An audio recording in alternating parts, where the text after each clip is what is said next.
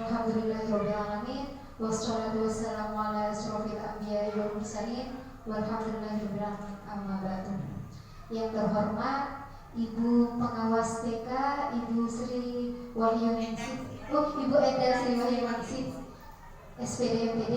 Yang terhormat Ibu Farida sebagai Ketua PKG PAUD Sakinah Gading. Yang saya hormati bunda-bunda, guru-guru PAUD formal dan non formal sekalian. Pertama-tama marilah kita panjatkan puji dan puji syukur atas kehadiran Allah sehingga kita bisa berkumpul di tempat yang insya Allah penuh barokah ini. Salawat tak lupa terjalin limpahkan kepada junjungan kita Nabi Muhammad SAW yang telah membawa kita ke alam dari alam jahiliyah ke alam yang penuh pengetahuan seperti saat ini. Sebelumnya saya ucapkan terima kasih kepada semua guru-guru karena sudah berkenan hadir dalam kegiatan diseminasi penyebaran pemahaman dan penerapan pemahaman budaya positif bersama saya Elisa Budiastuti dari TK Tunas Bangsa Desa Sentul.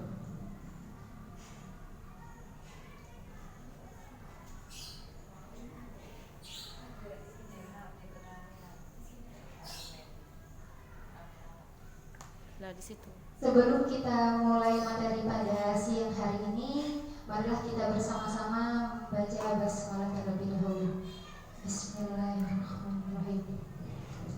Baik, selanjutnya bisa kita lihat di depan, kita akan mengenal tentang budaya positif. Nah, kira-kira apa sih yang terlintas di pikiran ibu-ibu semua, ibu guru semua kalau kita melihat di depan ada budaya positif? Mungkin ada yang apa yang ada di pikiran ibu-ibu semua jika saya mengatakan budaya positif? Ada yang mau berpendapat? Budaya positif mungkin itu tentang hal kebaikan-kebaikan yang kita lakukan. Misalkan belajar antri, terus kita mengucapkan salam. Mungkin yang lain menambahkan. Mungkin ada yang mau menambahkan? Tidak ada. Selanjutnya saya mau bertanya, apakah penting kita menerapkan budaya positif di sekolah? Penting. Kenapa penting? Karena menjadi kebiasaan. Karena untuk menjadi pembiasaan di sekolah untuk menjadikan anak lebih baik. Nah, di sini budaya positif itu kita tidak hanya menerapkan budaya positif kepada diri kita sendiri, tapi terhadap kita positif untuk kita, dan juga kita punya kewajiban untuk menerapkan budaya positif terhadap anak didik kita. Next.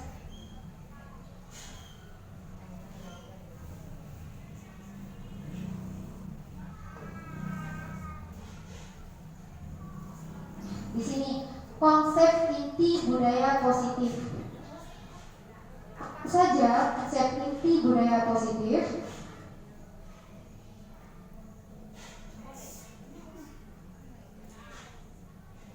Nah, di sini yang pertama ada perubahan paradigma belajar. Kemudian ada disiplin positif. Terus ada nilai-nilai kebaikan. Kemudian ada kebutuhan dasar manusia. Dan juga ada motivasi perilaku manusia. Ada posisi kontrol guru.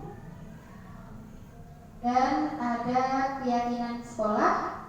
Terakhir ada segitiga restitusi. Ternyata banyak sekali ya. Untuk mengimplementasikan budaya positif, banyak hal yang harus kita ketahui agar budaya positif itu terlaksana di sekolah. Next.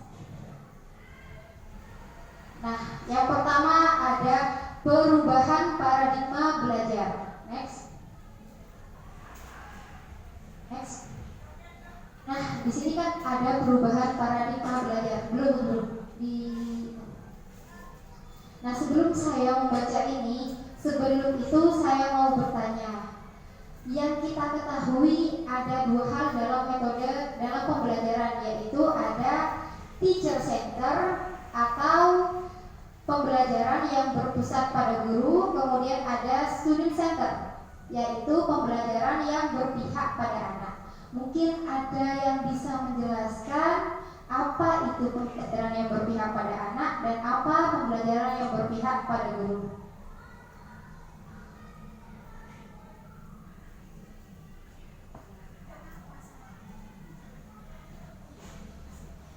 Ada yang mau menjawab?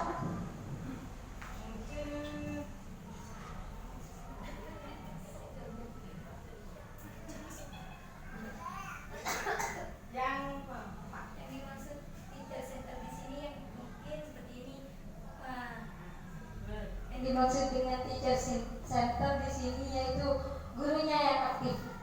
Jadi kalau yang student center di sini siswanya yang aktif. Jadi siswa itu mencari tahu sendiri apa.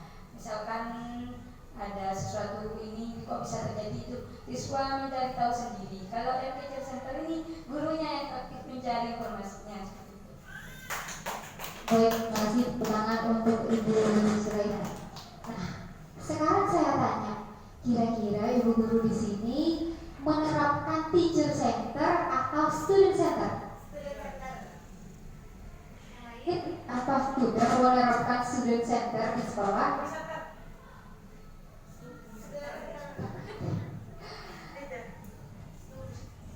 Mungkin masih ada yang menerapkan metode pembelajaran teacher center. Nah, harapan kita ke depannya setelah kita belajar tentang budaya positif, kita bisa mulai mengajar dengan pembelajaran yang berpihak pada anak atau biasa kita sebut dengan student center.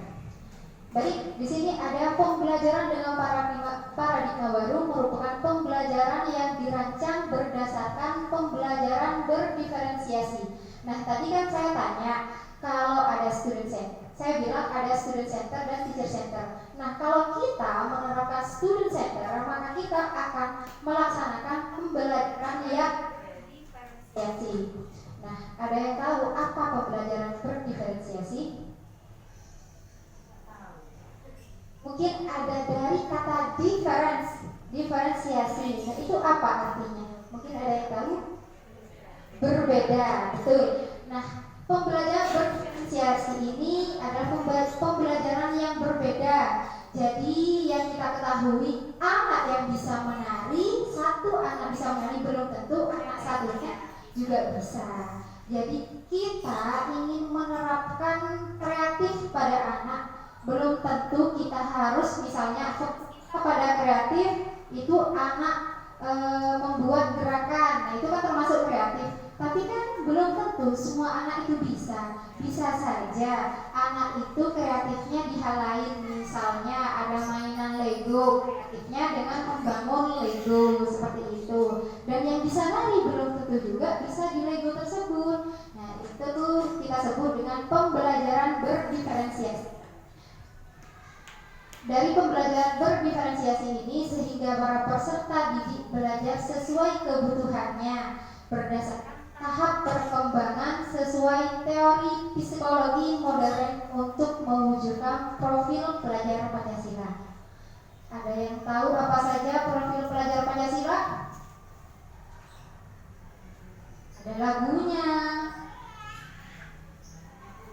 Belajar Pancasila, beriman dan bertakwa pada Tuhan yang esa dan berakhlak mulia, berkebinekaan global, gotong royong mandiri.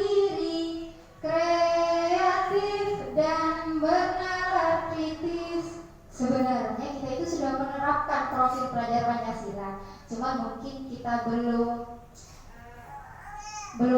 memahami lagi, oh ini termasuk ke dimensi apa ya, misalnya dimensi mandiri, gotong royong, seperti itu. Next, guru.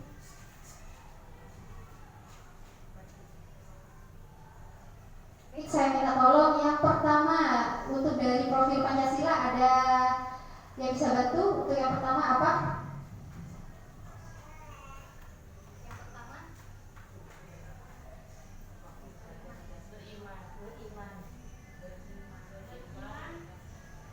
Beriman, bertakwa kepada Tuhan Yang Maha Esa dan berakhlak mulia.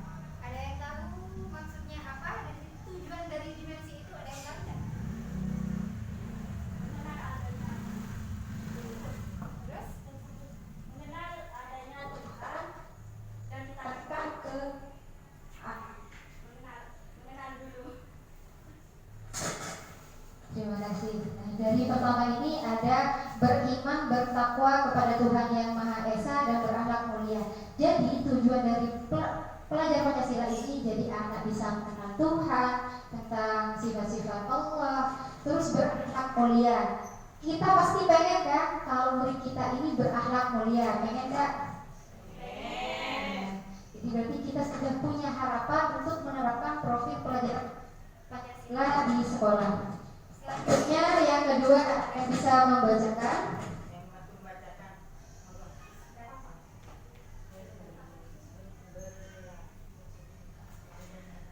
berkebinekaan global. Ada yang tahu maksudnya? Mungkin langsung bisa dijawab. Coba bisa diungkapkan apa yang ada di pikiran. Kita kan saling sharing, jadi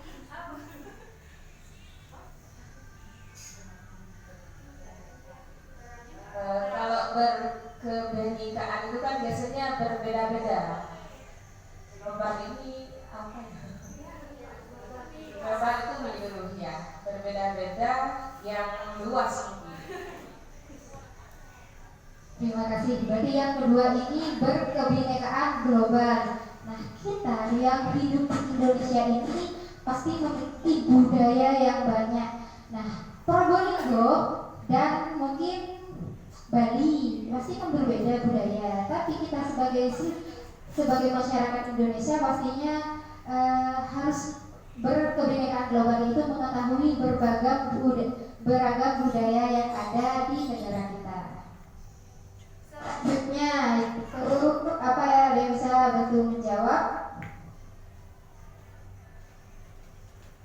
Mandiri, bergotong royong. Ya kita sesama guru atau di kelas, di luar kelas, ya sama-sama bantu, mungkin seperti itu. Baik, terima kasih. Dari sini ada kata bergotong royong. Gotong royongnya bukan hanya antara murid dan murid, bukan hanya antara guru dan guru, tapi di sekolah itu harus berkolaborasi dengan semua pihak. Misalnya kita perlu berkolaborasi dengan siswa atau berkolaborasi dengan wali murid. Nah, itu gotong royong murid antar murid, guru dengan murid, atau sekolah dengan wali murid. Yang berarti yang jelas kita berkolaborasi dengan semua pihak yang ada di sekolah. Next, selanjutnya ada gotong royong mandiri.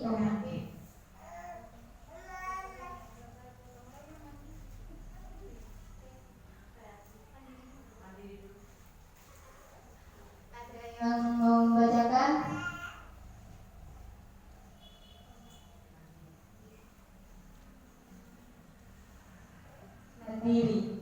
Mandiri itu bisa melatih guru ataupun anak didik agar bisa apa namanya, bukan bekerja sendiri, bisa melakukan sesuatu dengan kemandirian. Misalkan bisa masuk kelas, di dalam kelas tanpa didampingi. Dan kalau dikaitkan dengan kebudayaan kita di bukan hanya di sekolah, di apa namanya, kita di Indonesia, maka kita harus bisa menerapkan kemandirian kepada anak didik agar anak itu bisa belajar mandiri. Baik, terima kasih atas jawabannya. Nah, di sini ada mandiri. Barusan kan fokusnya yang di stop itu mandiri murid. Saya tanya, guru itu perlu mandiri juga tidak? Perlu. Salah satu contoh guru mandiri apa?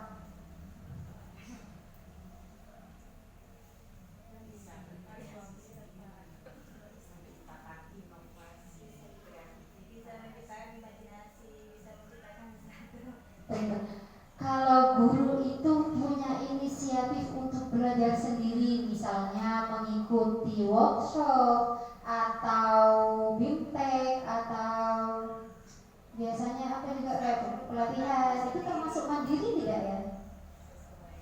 Bisa mandiri, bisa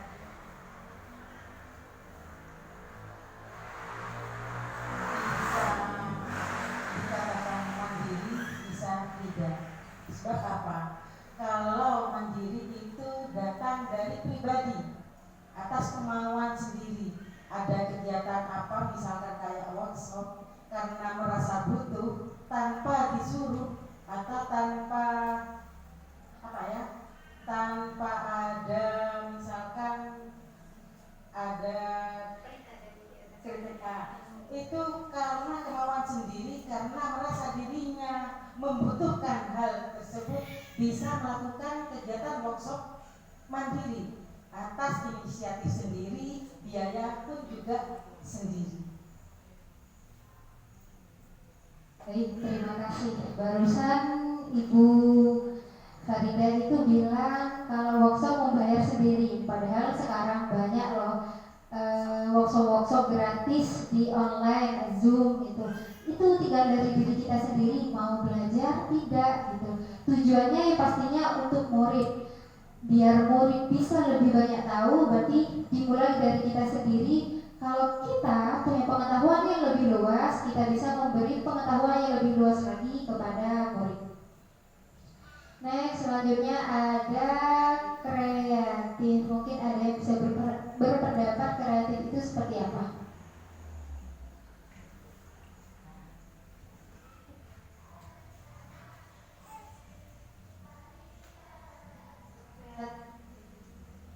Kreatif itu seperti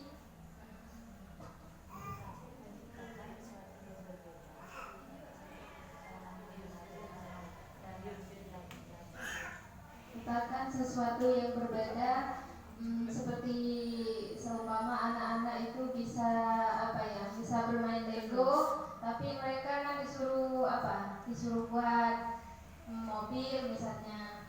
Terus yang murid itu membuat tembakan seumpamanya. Nah, itu yang dimaksud dengan kreatif. Baik, terima kasih. Berarti barusan maksudnya kreatif itu dari hal biasa terus dijadikan luar biasa gitu ya. Jadi kreatif itu anak itu bisa menciptakan hal baru yang awalnya anggap saja ya dari kotak, yang awalnya kotak, kita itu malah anak itu dijadikan mobil-mobilan. Nah, itu berarti anak punya sisi kreatif. Selanjutnya ada bernalar kritis. Ada yang bisa menjelaskan apa bernalar kritis?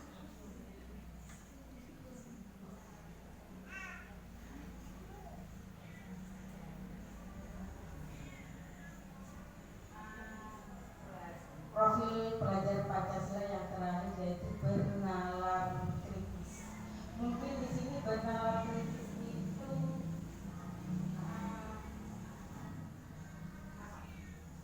mungkin punya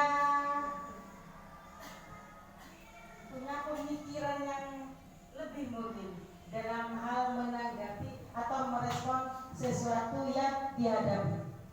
Misalkan tema kita misalkan binatang, karena punya pemikiran kritis, jadi binatang itu bisa ditanyakan yang sampai jauh, segala macam ditanyakan, mungkin hal itu. Baik, terima kasih. Nah, berarti itu barusan yang dimaksud Bunda adalah bernalar kritis. Jadi bisa berpikir jauh tentang apa yang diketahui. Selanjutnya, next Bu.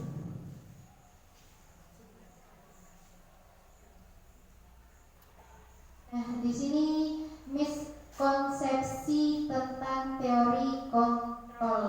Next. Next.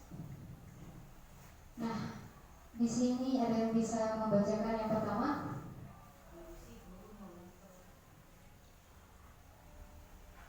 Miskonsepsi tentang teori kontrol. Nah, di situ ilusi guru mengontrol murid atau peserta didik. Di sini guru selalu misalkan apa yang dikerjakan oleh murid, guru itu selalu mengontrol. Misalkan apa yang kamu kerjakan, apa yang kamu lakukan, seperti itu mungkinnya. Baik, terima kasih. Nah, saya beri judulnya dulu ya. Miskonsepsi tentang teori kontrol. Miskonsepsi ini berarti pandangan kita yang keliru. Jadi pandangan kita yang keliru itu guru mengontrol murid. Menurut kalian, guru sebenarnya bisa tidak mengontrol murid? Bisa. Sebenarnya orang lain itu tidak bisa mengontrol murid. Hanya saja, kenapa kita merasa guru itu bisa mengontrol murid? Karena mungkin dari apa yang dikatakan guru. Misalnya anak membuat salah, kamu jangan gitu, nanti kamu kalau gitu sama bu guru taruh di luar ya. Akhirnya anak menurut.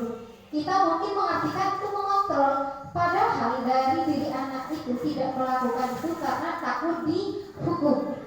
Akhirnya bukan dari diri sendiri, takut dihukum. Kenapa tidak melakukan itu? Takut dihukum. Next. Ilusi bahwa orang dewasa berhak memaksa. Ibu guru semua, pernah gak ibu guru ini memaksa murid untuk melakukan suatu hal yang sebenarnya anak itu tidak bisa? Pernah. Menurut kita itu benar apa tidak? Kalau kita memaksa, ayo masa lagi satu coba bisa ya? Padahal memaksa itu orang dewasa itu tidak bisa memaksa anak. Harus dari diri anak, dari insting dari dalam diri anak. Next. Ilusi bahwa semua pengeluaran positif, efektif dan bermanfaat. Kita sering kan ngasih motivasi untuk anak. Ayo belajar, nanti kalau belajar kamu bisa pinter. Berarti kan ngasih motivasi positif ke anak. Menurut bu guru itu kita sudah bisa mengontrol nggak dengan memberikan hal positif tersebut? Tahu nggak kenapa anak melakukan itu?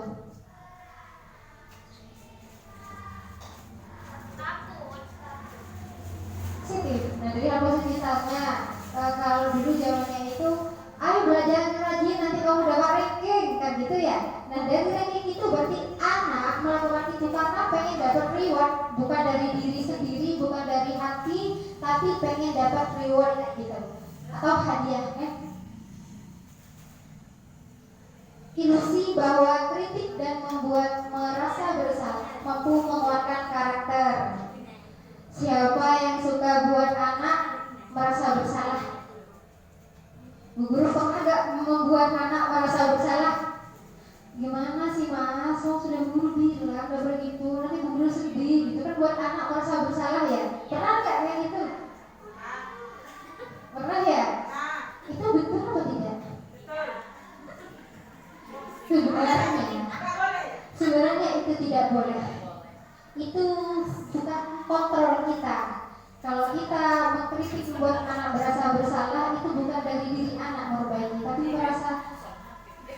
Berarti tidak boleh ya Bu ya? Iya. Yang boleh saja bagaimana? Yang boleh nanti akan ada di selanjutnya. Next, Bu Guru.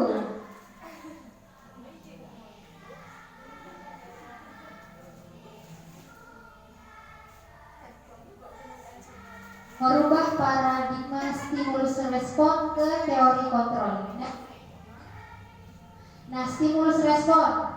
Jadi awalnya kita berpikir itu realitas kebutuhan kita sama. Pernah nggak berpikir, oh makan pada makan? Pernah kan? Nah, sebenarnya untuk teori kontrol realitasnya itu kita tuh berbeda.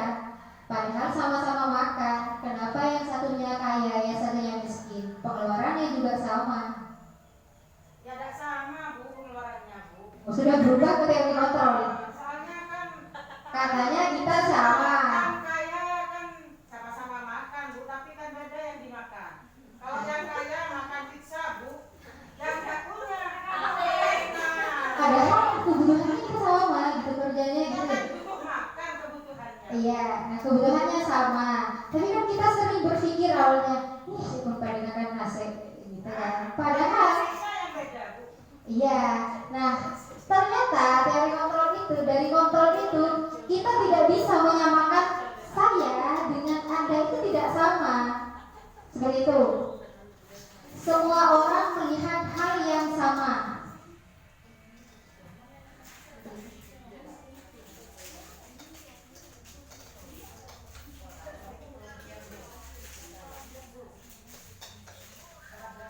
Semua orang melihat hal yang sama. Dari stimulus respon menjadi setiap orang memiliki gambaran yang berbeda. Sama halnya kita lihat murid itu sama. Sebenarnya setiap orang itu memiliki gambaran yang berbeda. Nah, ternyata si A ini begini, belum tentu bu guru yang lain itu berpikir seperti itu. Terus selanjutnya kita mencoba mengubah orang agar berpandangan sama dengan kita. Kita sering memaksa orang lain untuk sama pandangannya dengan kita, betul apa tidak?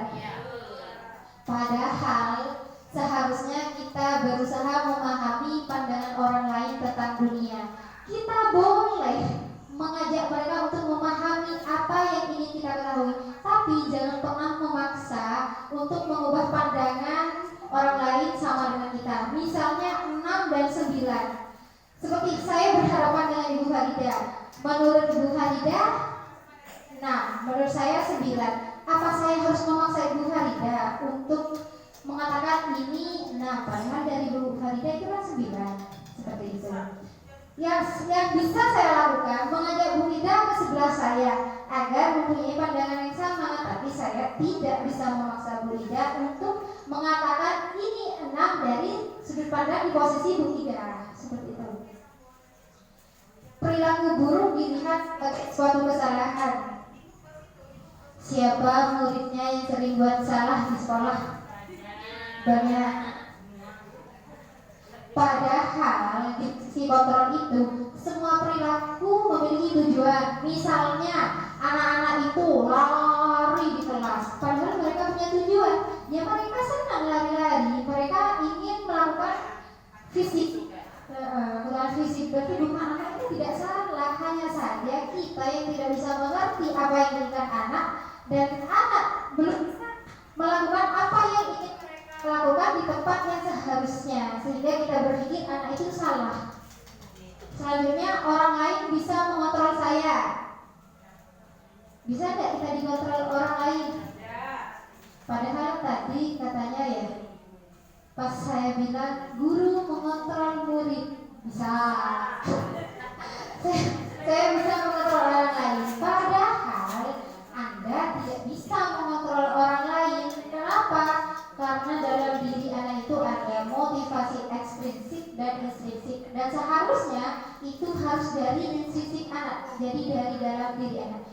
Ke guru saja, misalnya ada guru yang sering telat, saya bilang guru gini, kalau nanti dimarahin sama kepala bagaimana? Akhirnya yang motivasi dari diri itu kan bukan intrinsik, bukan dari dalam diri kita, tapi karena takut dihukum kepala sekolah, akhirnya mau. Padahal sebenarnya kalau kepala sekolahnya tidak ada, ya telat lagi seperti itu. Pemaksaan ada pada saat bujukan gagal. Pernah nggak pas ngebujuk gagal? Padahal kolaborasi dan konsensus menciptakan pilihan-pilihan baru. Kalau gagal itu hal lain, jangan berfokus pada itu karena kan belum tentu anak itu bisa di situ, bisa saja kan ada hal lain yang mereka bisa ciptakan. Selanjutnya model berpikir menang kalah, harusnya itu model berpikir menang-menang seperti itu. Jadi bukan menang dan kalah, tapi tentang menang dan menang. Karena belum tentu, karena menurut saya itu benar,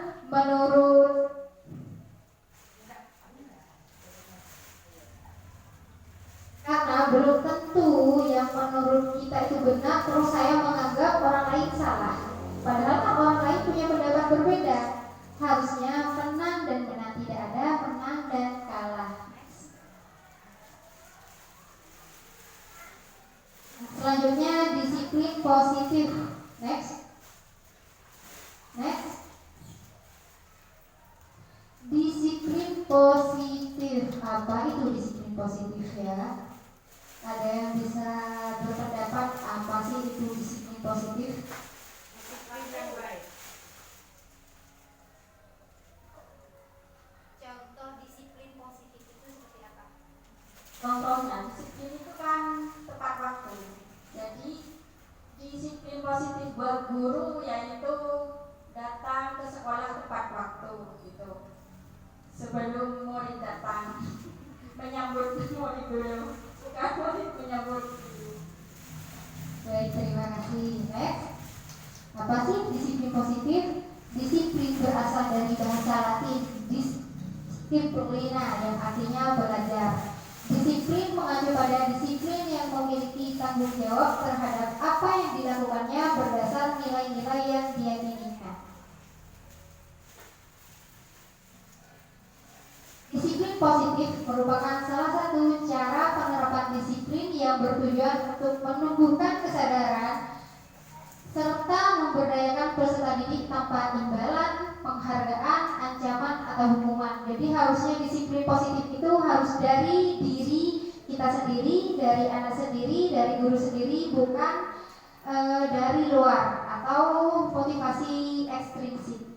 Sebagai pendidik, tujuan kita adalah menciptakan peserta didik yang memiliki disiplin diri sehingga mereka berperilaku mengacu pada nilai-nilai kebajikan universal dan motivasi intrinsik dalam perubahan perilaku ke arah yang lebih baik. Intinya, dari disiplin positif ini kita harus dari diri sendiri, bukan atas paksaan orang lain, bukan takut hukuman, bukan ingin hadiah, tapi harus dari diri kita sendiri. Next.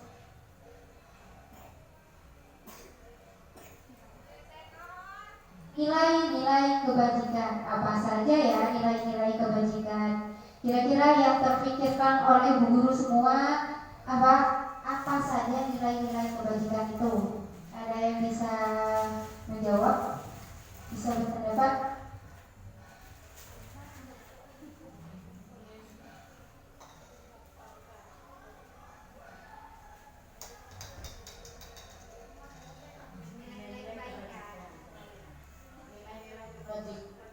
Nilai-nilai kebajikan contohnya seperti mandiri,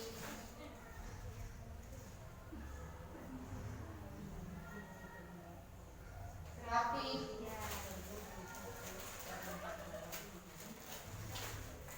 empati.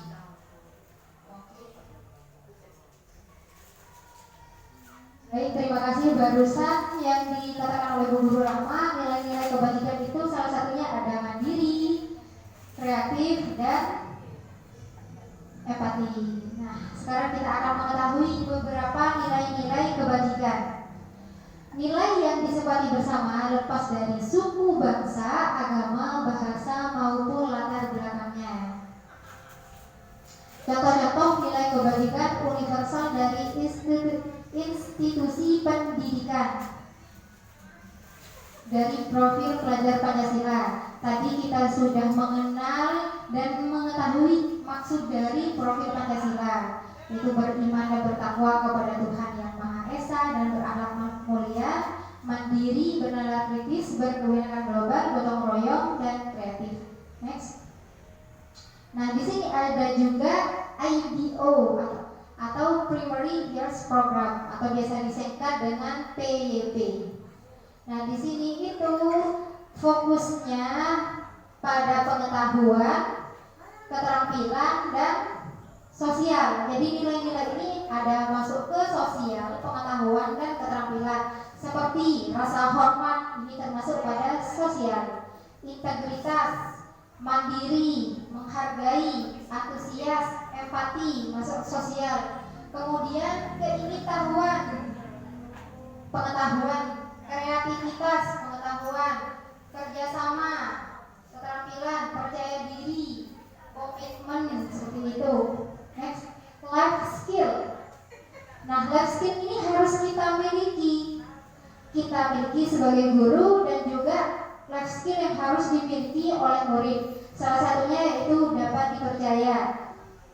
Gimana rasanya punya teman tidak bisa dipercaya?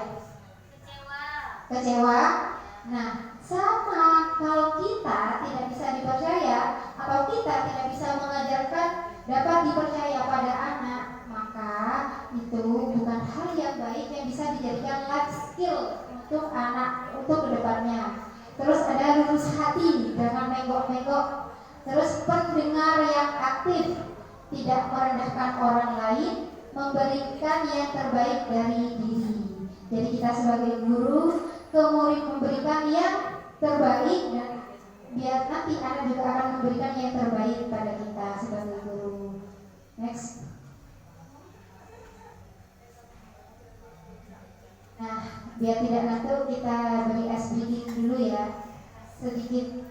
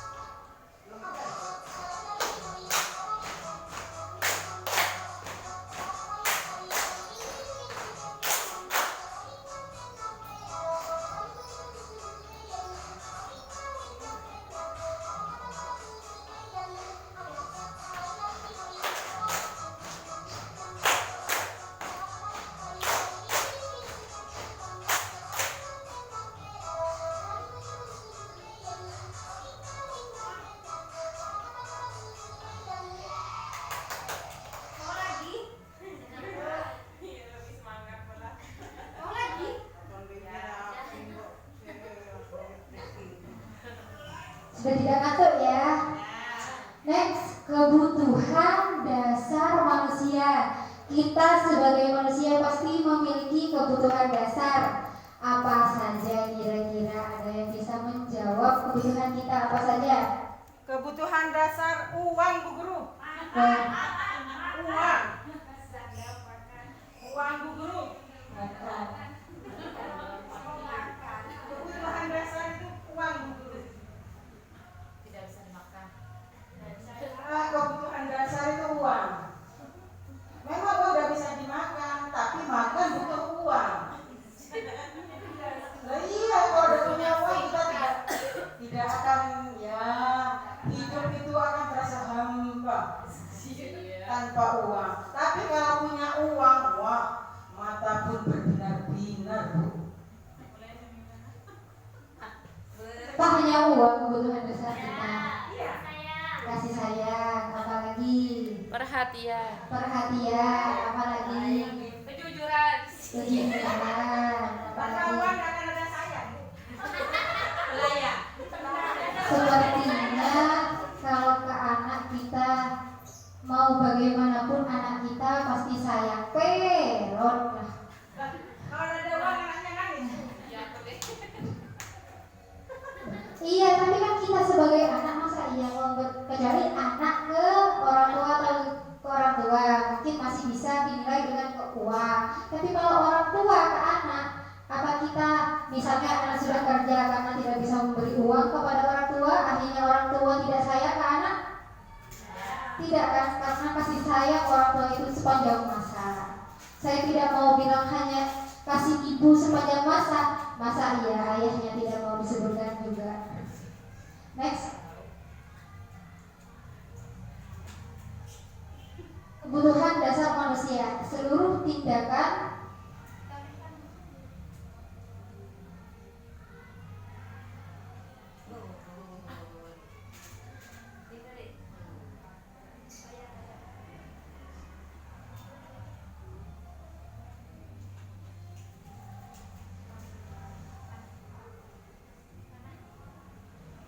kebutuhan dasar manusia. Apa itu ya? Seluruh tindakan manusia memiliki tujuan tertentu. Semua yang kita lakukan adalah usaha terbaik kita untuk mendapatkan apa yang kita inginkan. Ketika kita mendapatkan apa yang kita inginkan, semua yang dilakukan memiliki tujuan tertentu, yaitu untuk memenuhi kebutuhan dasar. Misalnya, tadi kan uang, kita mencari uang untuk apa? Untuk hidup. Hidupnya biar apa? Biar hidup itu gimana?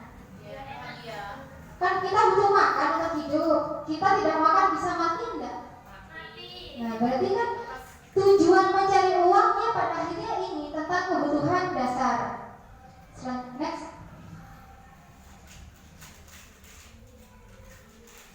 Kebutuhan dasar manusia. Pertama ada bertahan hidup. Apa saja ya untuk bertahan hidup? Ada kesehatan, rumah, pakaian, dan makanan. Nah, ini masuk dalam uang yang disebut oleh Bu Guru Farida tadi. Next.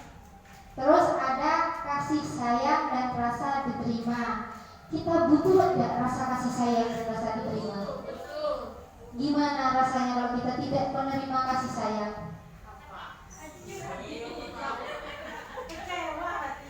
Kita sebagai manusia, kita sebagai guru, dan anak sebagai murid itu pasti membutuhkan kasih sayang dan rasa diterima. Kebutuhan untuk memberi dan menerima kasih sayang, kebutuhan akan hubungan dan koneksi sosial. Tuhan saja itu kan sudah bikin hati tidak enak ya. Jadi memang butuh kasih sayang. Next, ada penguasaan. Menjadi kompeten, terampil, diakui, didengar, dan memiliki rasa harga diri. Kalau kita tidak kompeten, gimana rasanya? Tidak bisa bekerja, tidak bisa cari uang, tidak bisa apa-apa. Enak enggak? Enggak enak. Berarti kita butuh enggak penguasaan? Butuh. Kemudian selanjutnya ada kebebasan. Bu Guru, kita butuh bebas enggak dalam hidup ini? Butuh. Kalau murid? Pernah nggak di sekolah anaknya tidak diberikan kebebasan dalam melakukan hal apapun? Jadi harus ngikutin bu guru, ayo nulis, tidak boleh melakukan yang lain, kamu harus nulis. Pernah seperti itu? Ya, tidak. Berarti ibu guru sudah memberikan kebebasan kepada murid. Kebebasan itu masuk dalam kemandirian, otonomi, memiliki pilihan dan mampu mengendalikan arah hidup seseorang. Kemudian selanjutnya kebahagiaan. Seperti yang kita ketahui, kebahagiaan itu sangat kita butuhkan agar terus bahagia, yaitu dengan mencari kesenangan, bermain, dan bertakwa. Jadi memang ada 5 kebutuhan dasar. Apa saja? Bertahan hidup,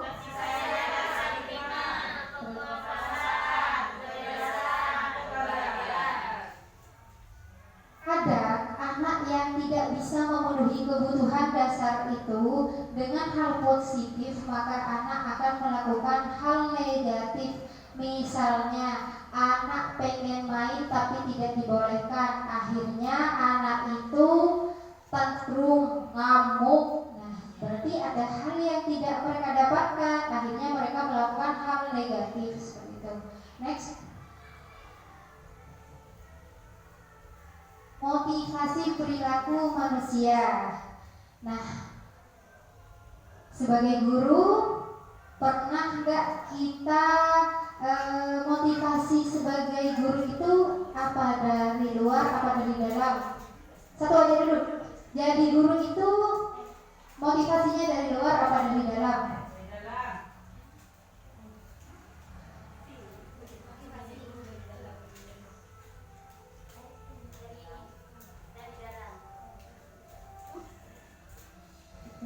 Dari dalam. Alhamdulillah kalau semua guru mengajar anak didik kita sudah memiliki motivasi dari dalam, bukan paksaan. Misalnya saya jadi guru karena gajinya besar misalnya, atau enggak kita terpaksa jadi guru karena disuruh orang tua, ayo kamu jadi guru. Saya pengen anaknya jadi guru karena mau tidak mau, karena paksaan dari orang tua, akhirnya jadi guru.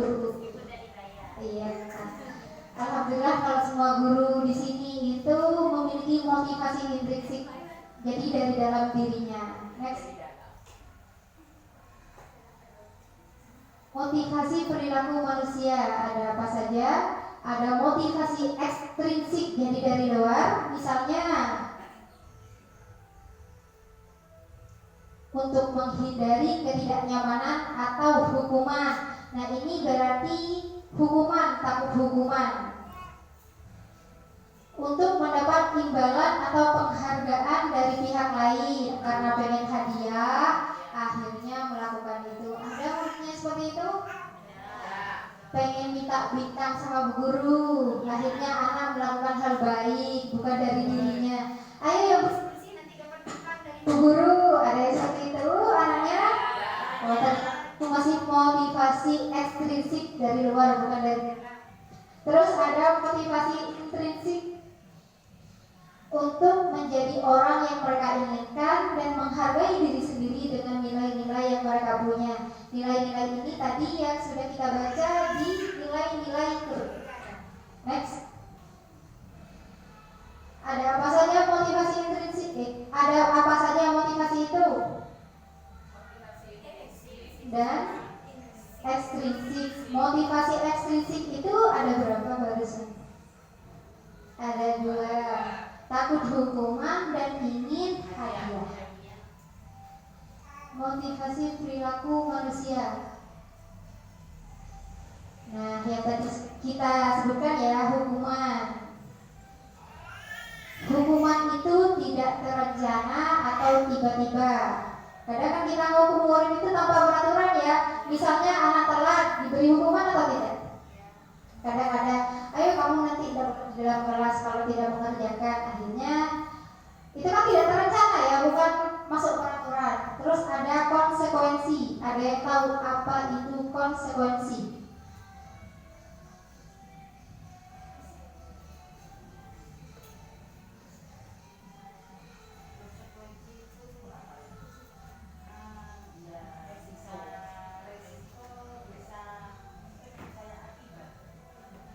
Ya, akibat. Kalau hukuman itu tidak terencana, sedangkan konsekuensi itu terencana. Karena biasanya ada peraturan-peraturan yang harus disepakati. Kalau dilanggar maka akan mendapat konsekuensi. Misalnya, yang tidak mengerjakan tugas maka akan mengerjakan di luar kelas. Berarti itu konsekuensi dari tidak mengerjakan tugas. Next.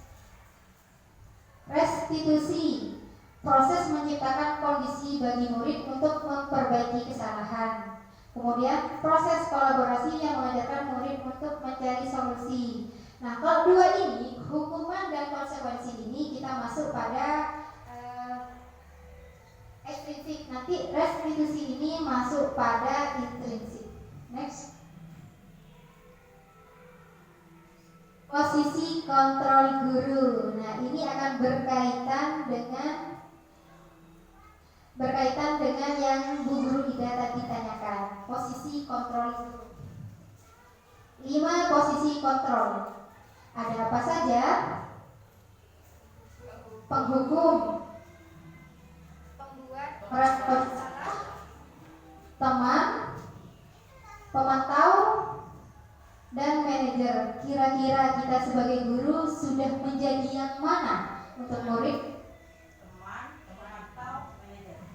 Kalau penghukum, kalau TK, pastinya tidak ada. Tidak ada ya. Kalau pembuat merasa bersalah, Bersalah, tahu ya. ya, tapi ya cuma kadang, tapi tidak mungkin tidak selalu. Tapi ya juga tidak boleh ini sebenarnya untuk menjadi pembuat merasa bersalah. tapi kadang kita ya kalau sudah tidak bisa mengontrol diri mungkin akan masuk pada pembuat rasa bersalah. Dan harapan kita nanti kita akan berada di posisi kontrol manager. Next.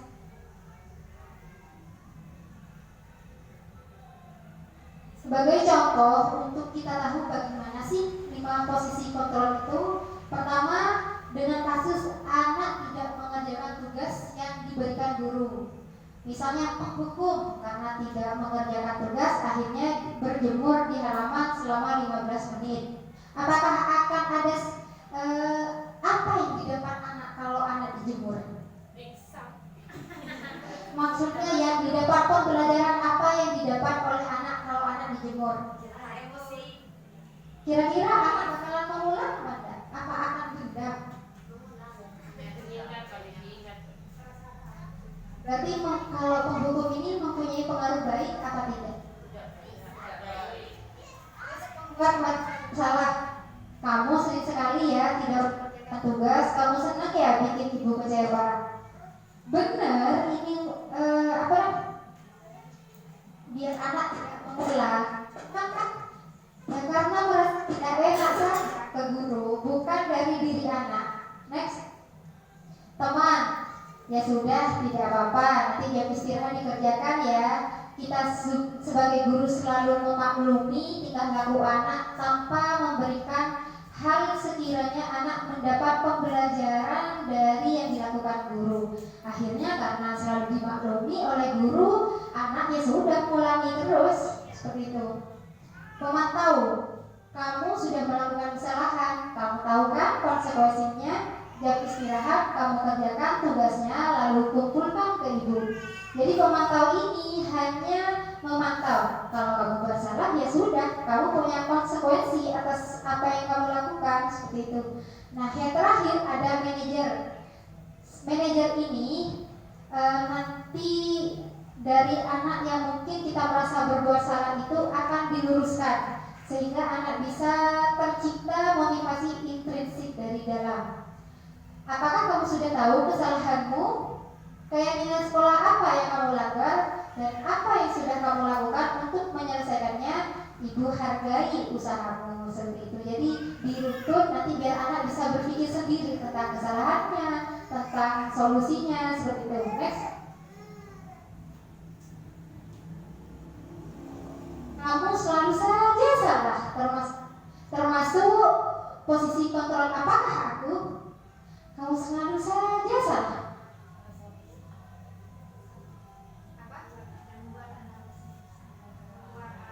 Merasa bersalah.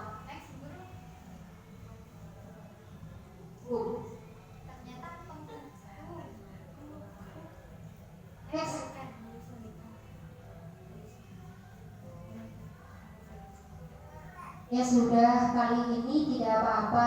Nanti ibu bantu bereskan ya. Posisi kontrol apakah aku? Ya teman. Coba kita lihat apa jawabannya. Teman, karena selalu memaklumi kesalahan anak. Next.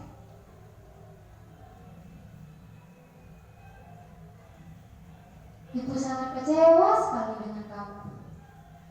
Posisi kontrol apakah aku? Manajer, buat merasa bersalah? Coba kita lihat. Membuat merasa bersalah. Ibu sangat kecewa sekali dengan kamu. Jadi anak itu dibuat merasa bersalah. Saya sudah begini ya sama bu guru gitu. Jadi ada rasa bersalah dari ibu anak. Next.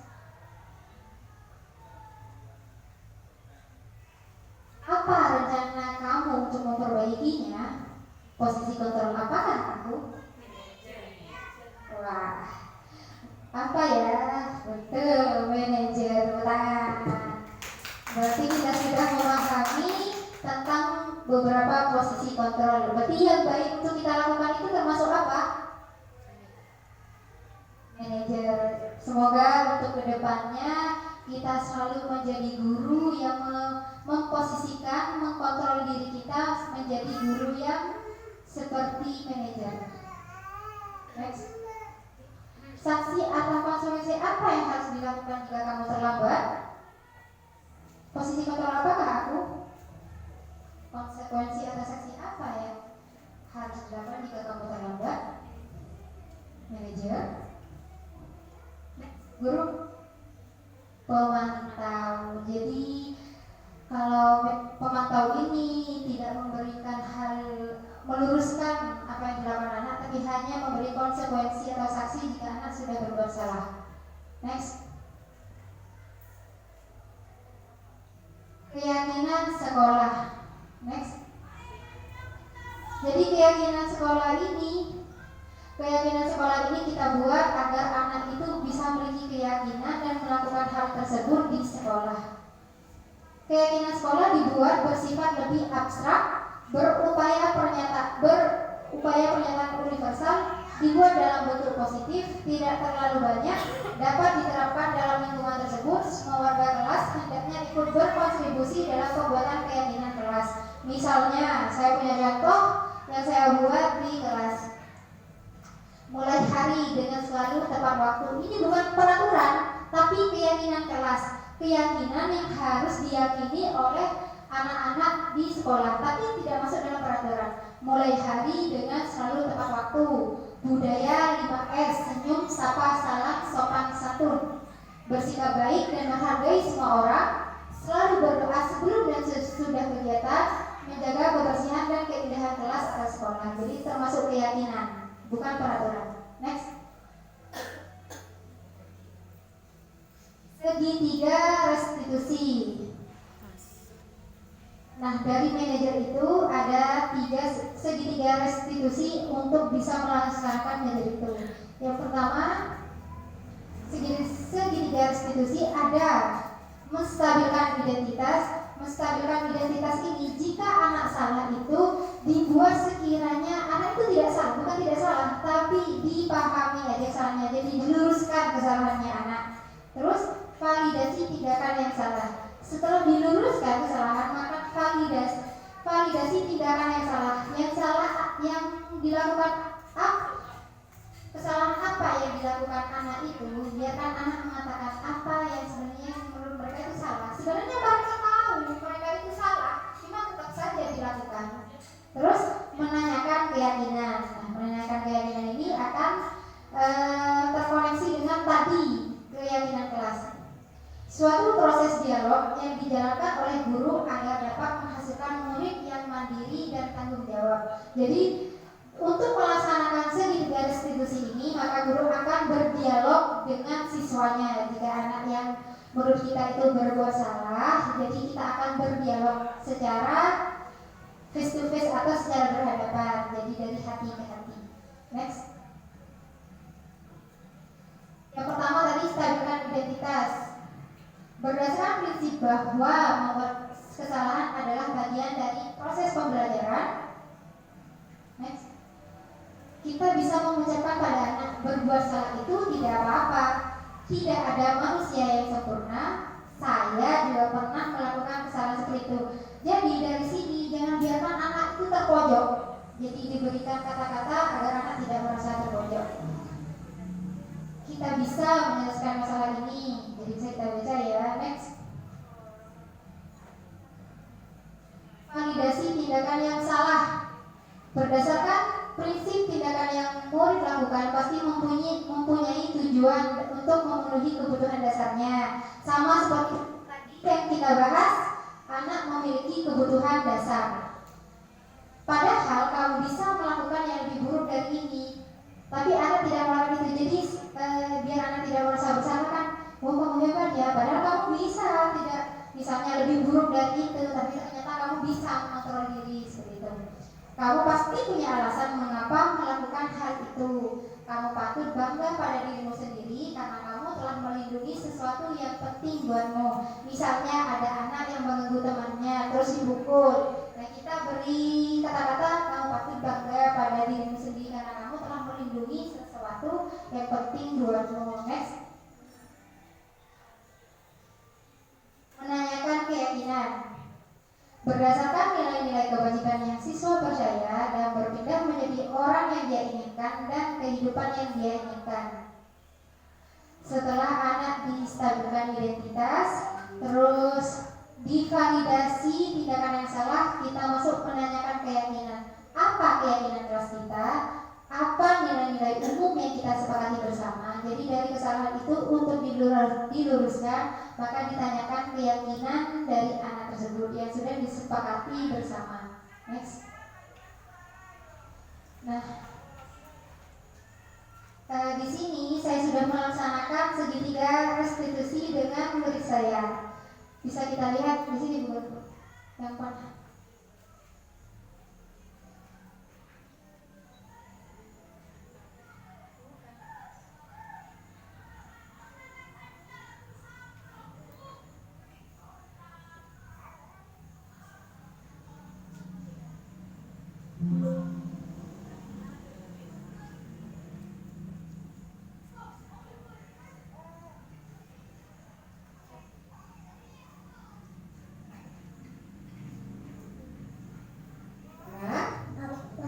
Barusan Darana ngobrol-ngobrol.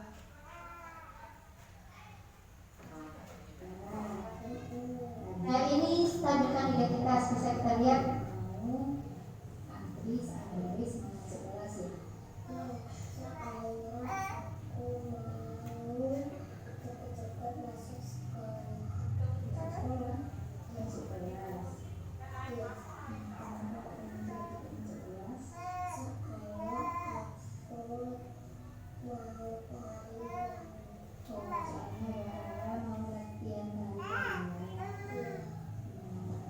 Pasti seneng ya latihan tadi ya? Seneng. Mbak Rara tahu nggak kalau Mbak Rara ini mau bersama temannya nanti teman-temannya bisa marah. Iya bisa. Terus besok masih mau bersemuanya lagi nggak? Nggak mau juga.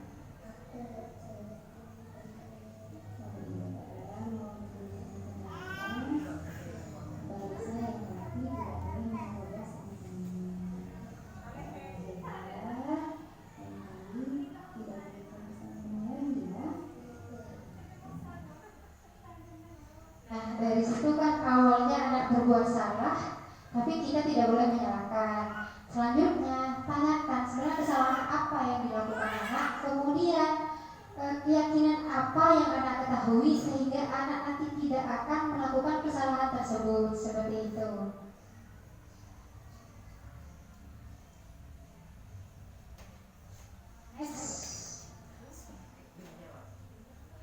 Sesi tanya jawab, mungkin ada yang mau bertanya?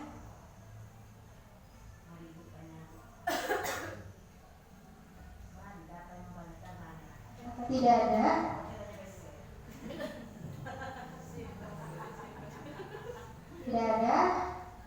Baik, kalau memang tidak ada, saya meminta salah satu dari guru untuk memberikan refleksi terhadap apa yang sudah saya sampaikan mulai dari tadi. Mungkin ada yang bersedia untuk memberikan refleksi dari destinasi yang sudah saya lakukan.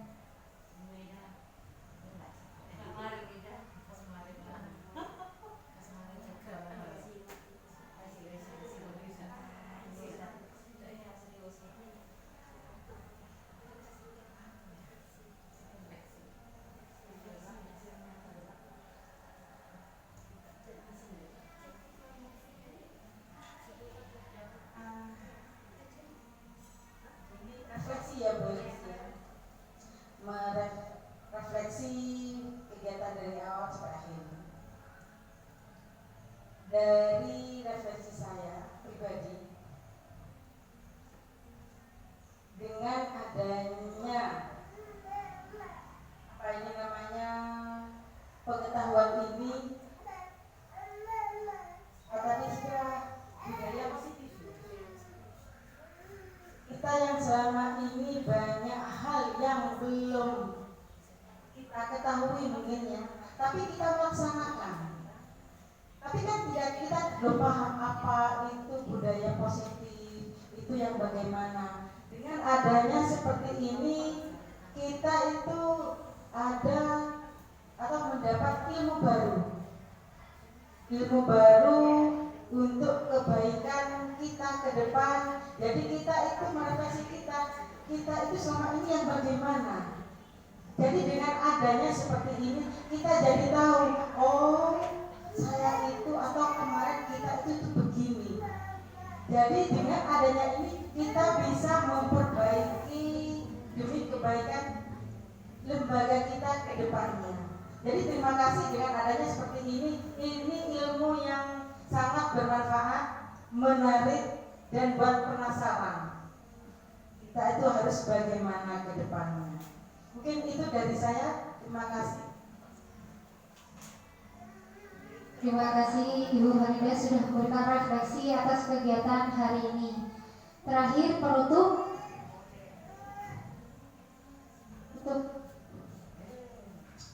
Dalam penerapan program disiplin positif, hendaknya guru memiliki standar kepribadian, keprofesional, dan sosial yang baik, di mana guru mampu merefleksi dirinya dalam posisi kontrol saat ini, bagaimana perjalanan dirinya sebagai among manajer yang menuntut murid-muridnya menjadi insan yang mandiri, merdeka, dan bertanggung jawab dari standar nasional pendidikan. Pak, saya dari kegiatan diseminasi ini, kita semua, saya dan semua guru, jika memang sebelumnya belum mengetahui bagaimana kita memposisikan kita sebagai guru, semoga kedepannya mengetahui tentang budaya positif bisa diperbaiki lagi ke depannya, dan kita bisa menjadi manajer bagi anak, seperti itu. Terima kasih. Alhamdulillah pada kegiatan hari ini sudah berjalan lancar. Saya ucapkan terima kasih sebanyak-banyaknya sudah mengikuti kegiatan diseminasi pada hari ini. Saya sebagai membawa materi mengucapkan terima kasih dan wassalamualaikum warahmatullahi wabarakatuh.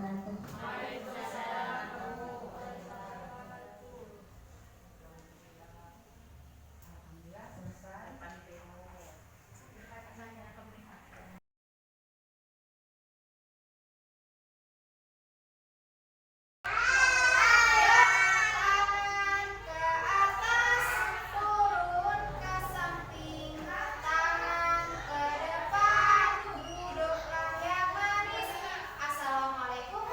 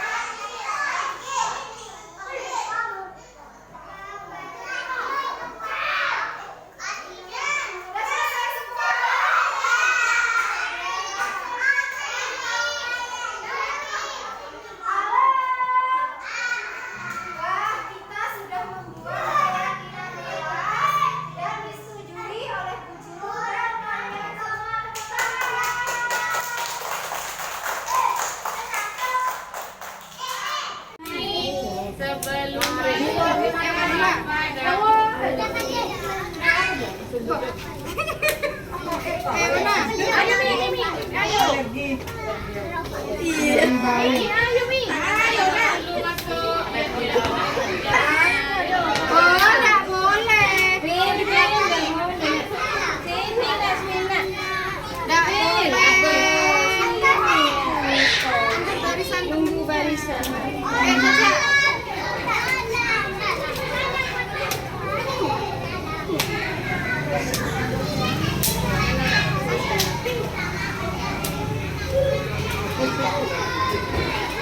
Rara, tadi katanya Bu Guru Ida, Mbak Rara tidak mau antri saat baris mau masuk kelas ya? Iya, soalnya aku mau cepet-cepet masuk sekolah.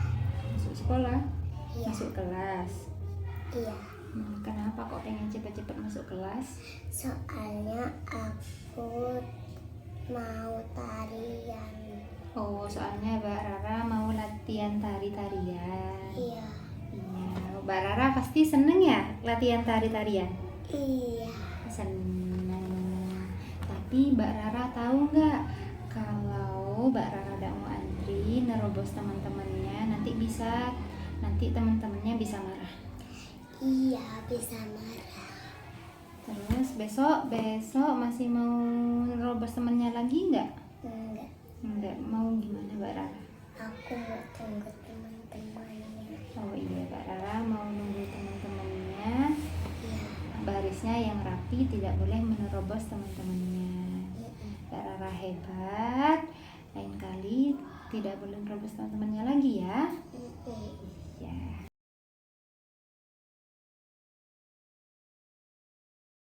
Rara, Apa? barusan Mbak Rara ngobrol-ngobrol sama Bu Guru ya? Iya, Seneng nggak barusan ngobrol-ngobrol sama Bu Guru?